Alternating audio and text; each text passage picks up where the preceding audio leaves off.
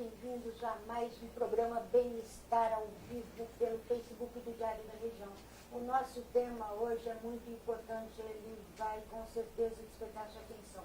Nós vamos falar sobre depressão e jovens. Isso mesmo, criança e adolescente também tem depressão e esse índice está aumentando. Dados da Organização Mundial de Saúde mostram que a depressão infantil cresceu de 4,5% para 8% na última década.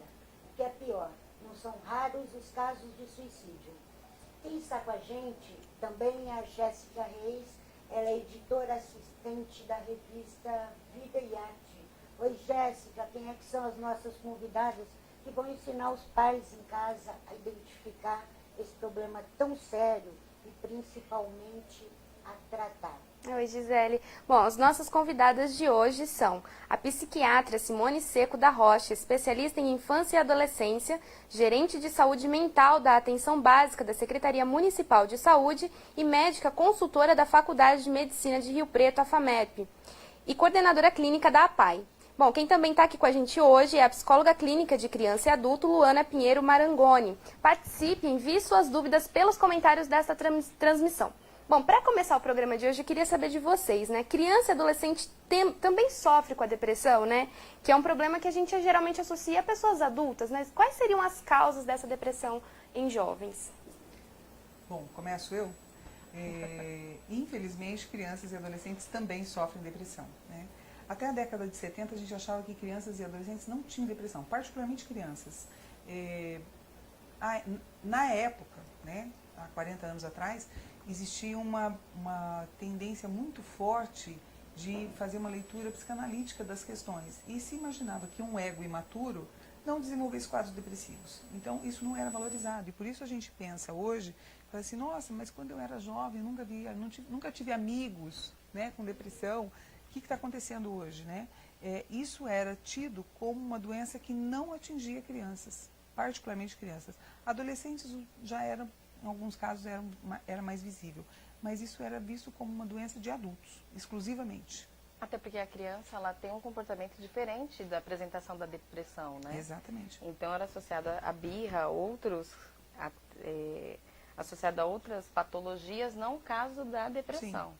Porque ela vai apresentando alguns sinais e sintomas, distúrbios alimentares, problemas de sono, birras, irritabilidade, um comportamento mais agressivo. Então, não era diagnosticado como a depressão. Porém, hoje já se vê como um quadro depressivo. E como é que a gente pode diferenciar o que é uma tristeza numa criança, o que é característica do comportamento dela, ou quando é realmente uma depressão? Acho que no caso de criança é um pouco difícil.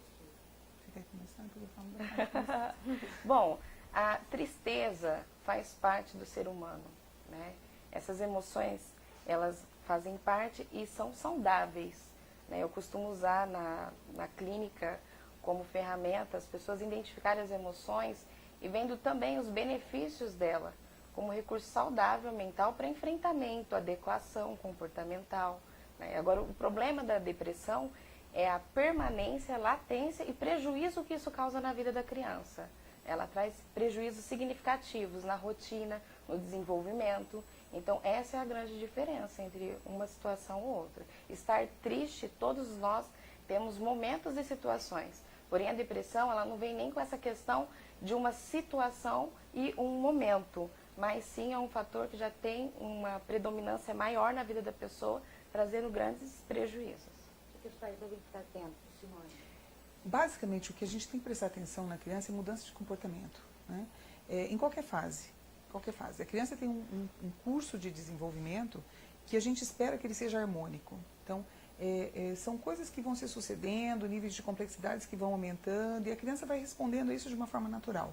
Quando ela para nesse desenvolvimento, ela muda o comportamento, ela faz um gap nesse comportamento, ela faz uma mudança muito importante nesse comportamento, a gente precisa estar atento. E as mudanças geralmente são assim, uma criança que tinha, por exemplo, um bom desempenho escolar, tinha um círculo de amizades e de relação estáveis, tinha amiguinhos, brincava, tinha brincadeiras que a família acompanhava essas brincadeiras e via que eram brincadeiras próprias para a idade, comuns, né?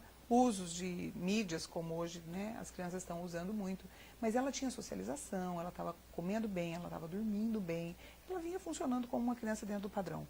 De repente, ela muda em algumas áreas do comportamento ou em várias áreas do comportamento. Por exemplo, ela muda o padrão de sono, ela passa a dormir muito mal, ela passa a ter muito medo, ela passa a ficar muito apegada à família, né, tendo medo de se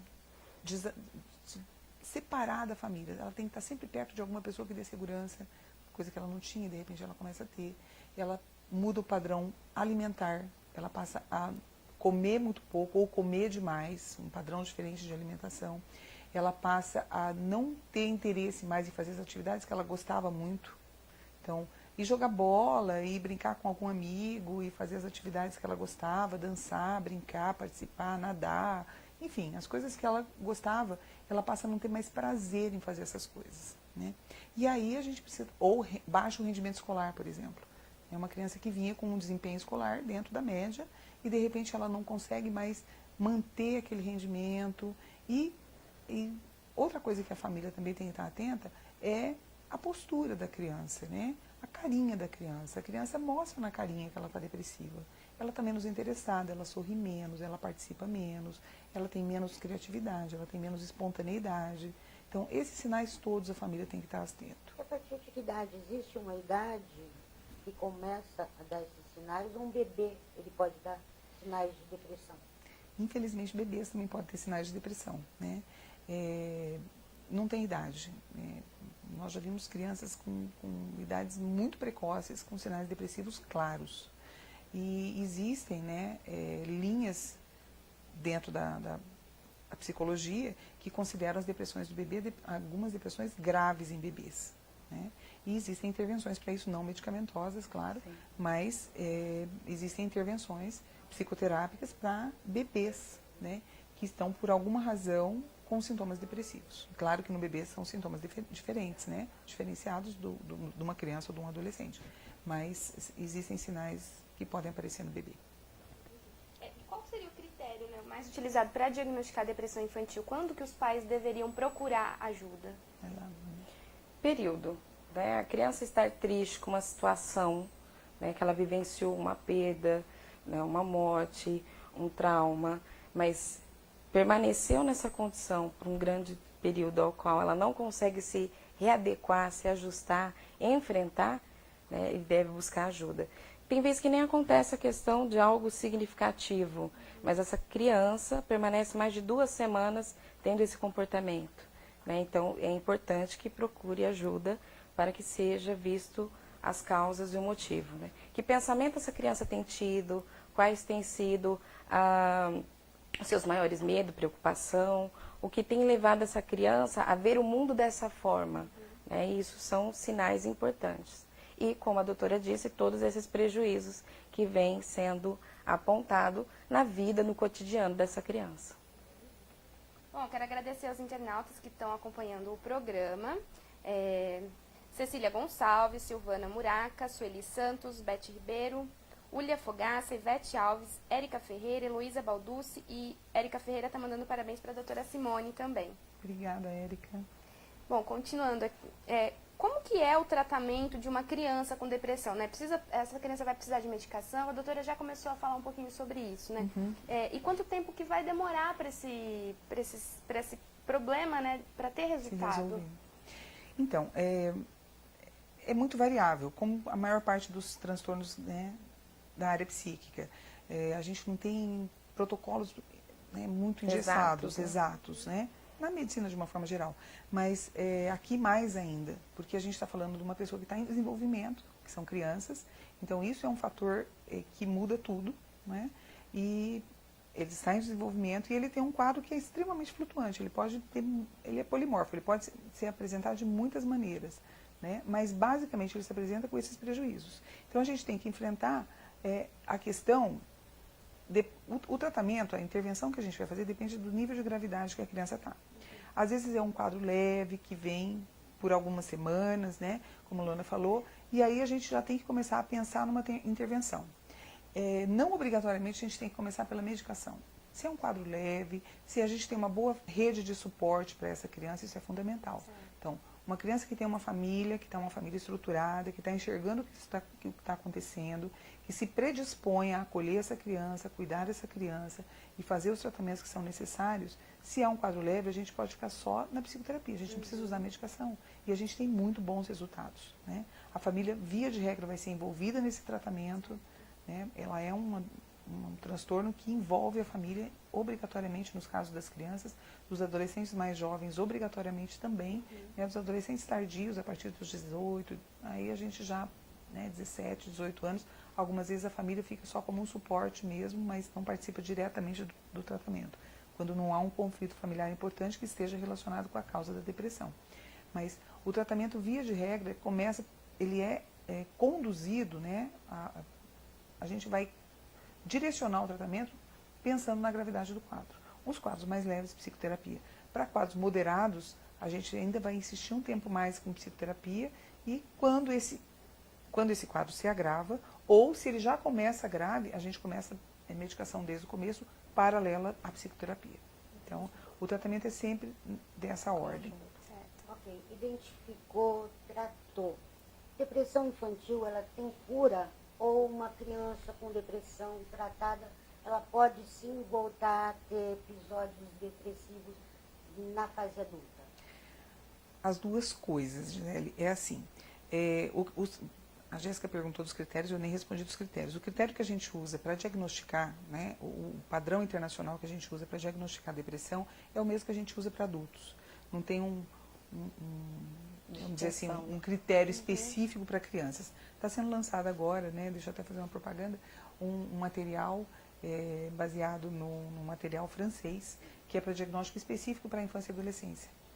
Está sendo trabalhado agora pela ABNEP aqui no Brasil e está em discussão e vai ser lançado. Mas o nosso diagnóstico oficial é a classificação internacional de doenças, que é a CID-10. Né? E a CID-10, ela fala de dois tipos de... Na verdade, ela fala de vários, né? Mas vamos focar em dois. Dois tipos de quadros depressivos. Um quadro depressivo que é recorrente e um quadro depressivo que é um episódio. Então, quando a gente vê uma criança pela primeira vez fazendo um transtorno depressivo, a gente imagina que ela esteja fazendo um episódio depressivo. E, agora, a gente tem alguns sinais que indicam pra gente que esse episódio pode ser recorrente. Por exemplo, história familiar, né, de parentes de primeiro grau dessa criança que tem uma história de quadros depressivos. Né? Uma mãe que já teve uma depressão, ou que teve vários quadros depressivos ao longo da vida, um pai, um irmão, familiares, né, próximos dessa criança, que tenham quadros depressivos. Isso já é um sinal de que essa criança pode ter um quadro que não seja só um episódio reativo, por exemplo, como a Luana falou, a algum evento estressante, algum evento de vida sofrido. Essa criança pode desenvolver um quadro depressivo por reação a um estresse, a uma situação de sofrimento. E isso se resolver e pronto, acabou. E ela nunca mais vai ter quadro depressivo. Né? Isso pode acontecer. Mas pode acontecer também dela desenvolver um quadro depressivo inicialmente e esse quadro depressivo se arrastar por muito mais tempo. Ou ela sai daquele episódio, mas ela pode recorrer e ter outros episódios. Então, todas as combinações são possíveis. O que a gente sabe, essa criança precisa ser tratada, independente de se isso é um episódio único ou não, porque a gente nunca sabe, no primeiro episódio, se isso é um episódio único, então ela merece tratamento, ela merece ser acolhida, ser ouvida, receber intervenção, inicialmente psicoterapia, se necessário medicação e acompanhamento. Né? No acompanhamento a gente vai ver como essa coisa vai funcionar. E dependendo de como isso funciona, às vezes a gente vai precisar de tratamento por muito tempo. É que, na verdade, a depressão, ela não é respeitada ou não é assistida como uma doença. Né? Então, as pessoas aceitam se tratar de uma diabetes, aceitam se tratar de um colesterol.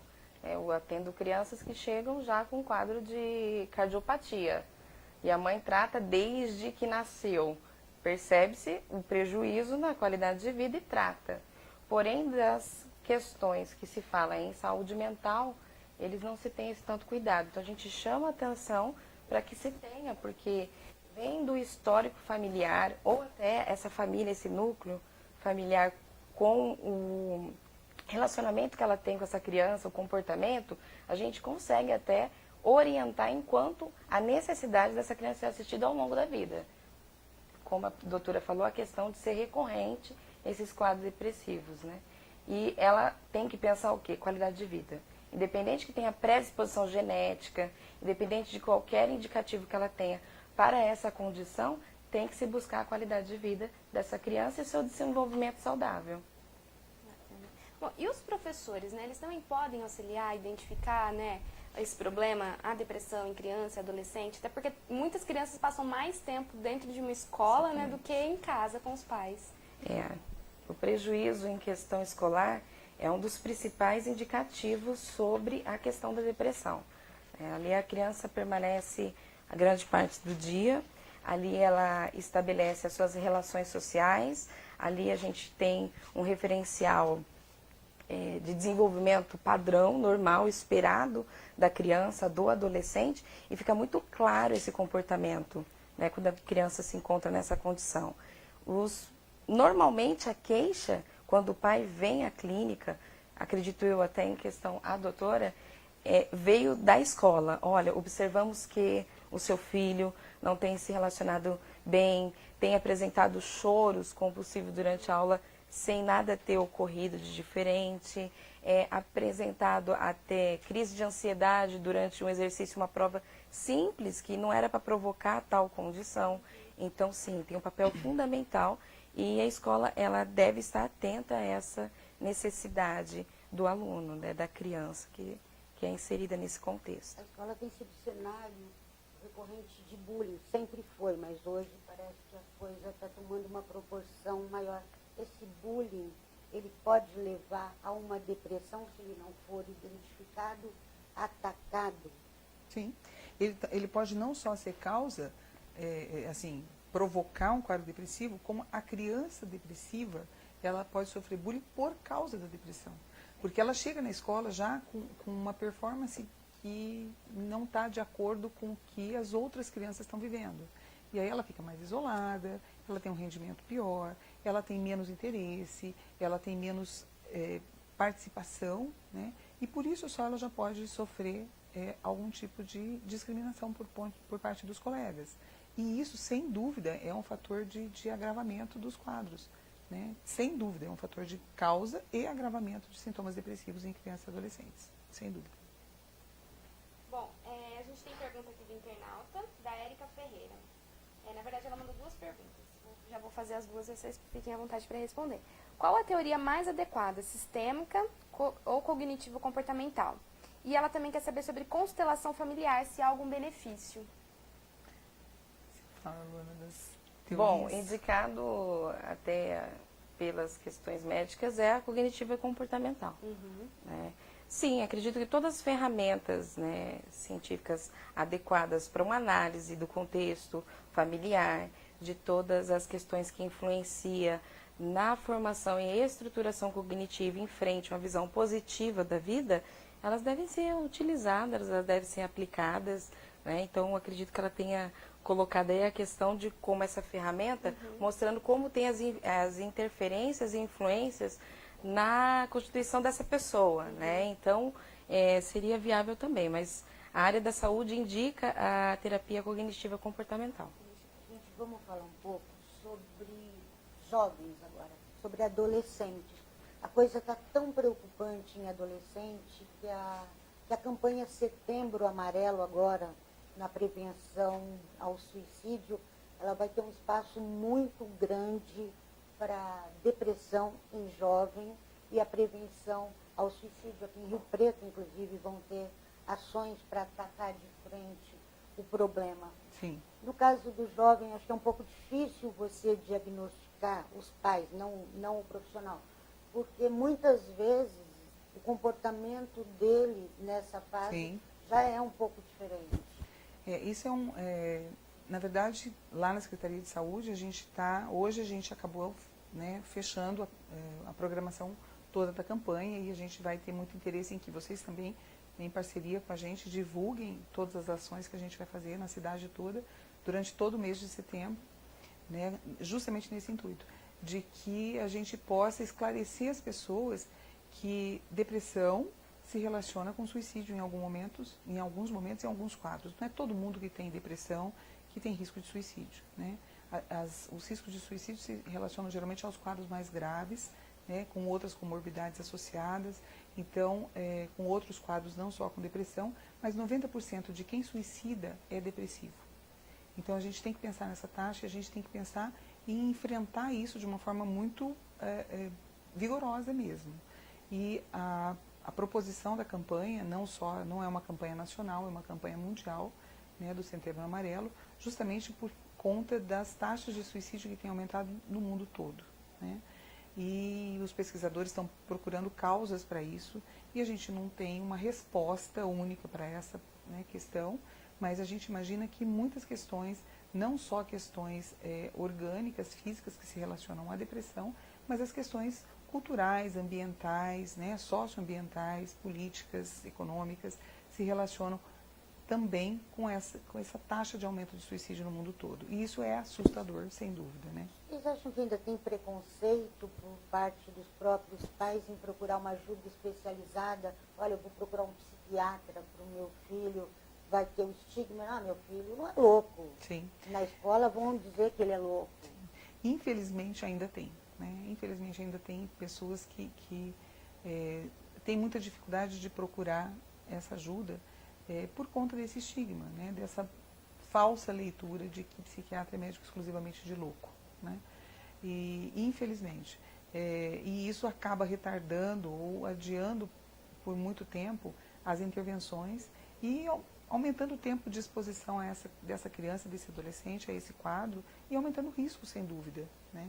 Então, isso é uma situação que a gente tem tentado enfrentar também, particularmente na Secretaria de Saúde. A gente tem esse serviço de matriciamento de saúde mental, que é um apoio de especialistas aos clínicos gerais na atenção básica, porque a atenção básica é muito mais permeável ao cidadão, né, ao munícipe, e ele tem mais facilidade, mais, né, familiaridade com o postinho de saúde que está lá perto da casa dele, e lá a gente tem capacitado esses clínicos para receberem essas pessoas e entenderem o que está acontecendo e fazerem a triagem quando necessário ou fazerem a intervenção ali mesmo. Mas acho que o psicólogo também é profissional para cuidar de louco, não só o psiquiatra? Sim, é um discurso que a gente ouve diariamente, né? E após a primeira sessão, que a pessoa entende e compreende a proposta do trabalho, elas reconhecem que é necessário, né? E isso é bom porque normalmente uma pessoa vem com essa queixa, né, e no convívio elas começam a falar da intervenção e identificam que pessoas ao lado sofrem com os mesmos problemas e não reconheciam a necessidade do apoio, né, psicoterapêutico ou da psiquiatra. E com isso eu acredito que tenha mudado esse cenário, né? Porque normalmente vem a queixa da criança, do adolescente, mas os pais começam a reconhecer também as suas necessidades. Né? Então eles já viram e falam assim, nossa, eu acho que eu também preciso. Na minha infância eu passei pela mesma coisa. Eu não sabia que era isso. Na minha época minha mãe não sabia. Então aquilo ali já vai mudando todo o cenário. Né?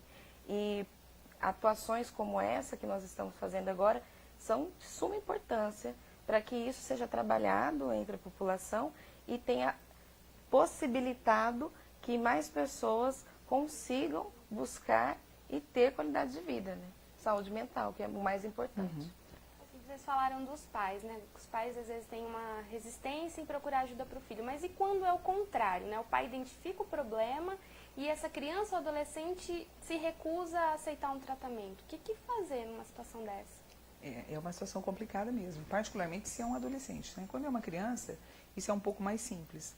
E aí o que a gente tem que fazer, em algumas situações, quando tem uma resistência muito forte, muito definida, a gente vai trabalhando com os pais, né, sensibilizando esses pais para que eles sensibilizem essa criança, esse adolescente, para a gente conseguir fazer a intervenção. É muito difícil você conseguir, por exemplo, uma psicoterapia que um adolescente vá se recusando aí, né, que o pai, de alguma forma mais truculenta, consiga levar esse adolescente para a psicoterapia, ele não vai participar do processo terapêutico, ele não vai ter ganho nenhum com isso, né? A medicação é um pouco mais simples nesse aspecto, porque a gente, né, consegue se for um quadro muito grave, se o paciente estiver se recusando, que põe a vida dele em risco, a gente faz uma internação, né? Se a família estiver concordando com isso, é possível se fazer essa internação de uma forma, né? E fazer procedimentos hospitalares, se isso coloca em risco a vida desse adolescente ou dessa criança, né? Agora, para uma psicoterapia, né? E esse adolescente que está com uma resistência tão alta assim, não é só de remédio que ele precisa de uma psicoterapia porque ele tem crenças a respeito, né, dessa situação, que são crenças, né? Essa resistência está baseada provavelmente em crenças errôneas a respeito disso e que precisam ser trabalhadas na psicoterapia. O medicamento não alcança isso, né? É por isso que eu sempre falo, a questão da empatia neste processo é fundamental. Então, tanto a família quanto a criança ou adolescente, eles têm que se identificar com todas que estão trabalhando em conjunto para essa melhora, para tratar, né, intervir junto a ele, porque principalmente na psicoterapia é um momento que ele vai lidar com todo aquele sofrimento, então ele tem que estar disposto para isso, né? Mas eu acredito que nós, profissionais da área da psicologia, estamos preparados para lidar, para nessa primeiro contato, trabalhar essas questões, né, e trabalhar essas resistências também, né? Uma forma mais psicoeducativa sobre a necessidade do tratamento. Entendi. Normalmente, quando você explica, olha, você sabe o que é? Eles falam, sei, então explica. Aí você fala, então, vamos entender o que é? E quando eles entendem e veem a condição, o impacto do prejuízo sobre a sua vida, essas resistências caem. O adolescente é todo cheio da verdade, sim, né? Sim, mas eles aceitam. Por isso que a gente tem que entrar muito no universo deles, né? Para entender e auxiliá-los nesse processo. Certo. Já falamos bastante da doença, vamos falar aí do combate em casa. Dá para prevenir a depressão? O estilo de vida, ele interfere nisso? O estilo de vida, sem dúvida, ele é complicador não só para a depressão, para todas as doenças mentais, e não só para as doenças mentais, para muitas doenças de outras categorias também, né? A gente tem falado disso em algumas situações. Estar sem doença não é estar saudável. Então, se eu não estou doente, não tenho uma doença diagnosticada, não quer dizer obrigatoriamente que eu estou saudável. Então, estar saudável é ter um estilo de vida saudável, é cuidar para que a gente não adoeça. Então, a gente tem que pensar em promoção de saúde, em prevenção de patologias. Isso é uma situação que, sem dúvida, além de prevenir depressão, previne muitas outras doenças mentais. E se, por acaso, né, a gente está levando um estilo de vida saudável, o que é um estilo de vida saudável? É tentar resolver os nossos conflitos, pensando em saúde mental, né? É tentar resolver os nossos conflitos da melhor forma possível, né? Trabalhando com isso, procurando ajuda se isso está difícil da gente resolver, né?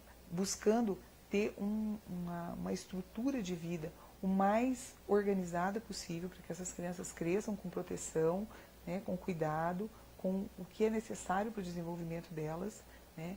Não só de estrutura física, mas de estrutura afetiva também. Isso é prevenção de doenças. E o que a gente vê claramente nas famílias que têm esse meio saudável para criar seus filhos, se essas crianças adoecem, a possibilidade de intervenção e a resposta às intervenções é muito melhor do que nas famílias que têm isso muito desorganizado. Então, isso é preventivo, né? Uma estrutura de família, uma estrutura de vida o mais saudável possível. E não é uma receita, vamos dizer assim, né? Não tem uma receita pronta de bolo. Cada família tem a sua cultura, tem as suas possibilidades, as suas vivências, e dentro dessa estrutura buscar a maior estabilidade, a melhoria dos afetos, a melhoria da comunicação, a melhoria dos apoios, né? O acolhimento de cada um dos seus membros. Isso é prevenção de saúde mental, e de uma forma geral. A alimentação interfere, gente, botar a criança para comer bem, o adolescente para comer bem, para praticar uma atividade física ao ar livre, isso tudo ajuda? Isso faz parte das Necessidades questões básicas, de prevenção, né? E promoção, né?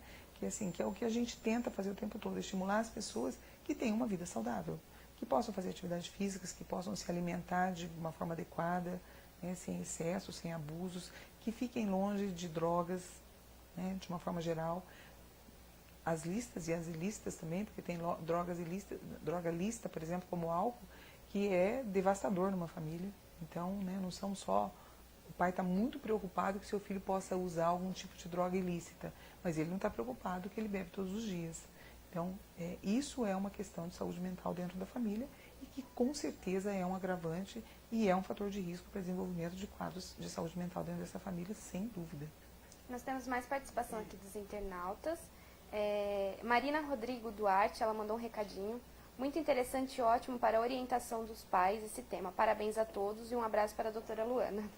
Abraço, E tem mais Marina. uma pergunta aqui da Érica. Como é essa estrutura organizada de família? O que é uma estrutura organizada de família? É uma família que cumpre a sua função social, que é a função de proteção e desenvolvimento desses entes todos que estão sob a responsabilidade dela. Isso é uma família estruturada, né? É uma família que tem uma estrutura saudável. Essa, basicamente, é a função da família na sociedade. É proteger e desenvolver as pessoas que estão ali no seu meio. Então, a família que faz isso, né, da forma como lhe é possível, assim, que a gente pense em questões econômicas, mas a gente está pensando em questões afetivas, em questões de vínculo, em questão de comprometimento, em questão de acolhimento dentro dessa família. Isso é uma família com estrutura Eu saudável. acredito também na questão da criança, eu costumo usar de exemplo para os pais no consultório, que os pais, a família, ela é a visão do mundo. Então eu atendo criança que senta e fala assim, tia, eu não vou casar, eu não vou ter filho. Aí eu falo assim, por quê? Porque marido dá trabalho e criança é só dor de cabeça. De onde vem essa informação? De onde vem essa visão de mundo? Da família. Então a família é determinante para a formação de conceitos, valores, princípios. Né? E a depressão vem porque ela não tem a esperança de algo bom. Ela não sente como viver, estar, fazer seja prazeroso. Né? Então ela se sente assim como totalmente desmotivada enquanto a um desenvolvimento, enquanto a possibilidades, né? Enquanto a interação. Eu tenho crianças que sentam e falam assim, eu não gosto de pessoas, eu gosto de ficar sozinho. E normalmente a gente faz análise, você vai ver que é um comportamento padrão muitas vezes da família, né? De alguém da família. Tive um caso que a criança, ela estava em sofrimento, eu falei, mãe, o que ela faz quando está em sofrimento? 5 anos. Entra no quarto, apaga a luz, deita na cama, abraça o travesseiro e chora. Mãe, o que acontece quando você tem algum problema no seu trabalho? Ela, eu entro no quarto, apago a luz, abraço o travesseiro e choro. Então, se aprende. Né? A gente se aprende a lidar com a vida, a gente se aprende a se relacionar. Então, por mais que a criança sofra alguma coisa, né, como foi colocado bullying na escola, alguma interferência nas suas relações sociais, sem ser no núcleo, mas o núcleo, que é a família, tem o suporte, ela tem resiliência para vivenciar isso de uma forma saudável. Então é muito importante a família. Gente, infelizmente o nosso bate-papo está chegando ao fim. Nós gostaríamos muito de agradecer a presença da doutora Simone, a presença da Luana, a sua presença aí do outro lado, e pedir para que você fique realmente atento a esse problema da depressão em crianças, da depressão em jovens. Esse não é um problema que acontece só na casa do amiguinho do seu filho, não. Isso, infelizmente, pode estar acontecendo agora na sua casa. Se você ficar um pouco mais atento, você ainda pode intervir. Na semana que vem, nós vamos estar de volta na quinta-feira. A sexta-feira vai ser feriado e a gente vai antecipar o programa para quinta, às 14h30, para que você possa aproveitar o seu feriado para promoção da saúde, para cuidar da sua saúde, não só física, mas da sua saúde emocional também. Obrigada para você que esteve aí com a gente. Na semana que vem a gente volta.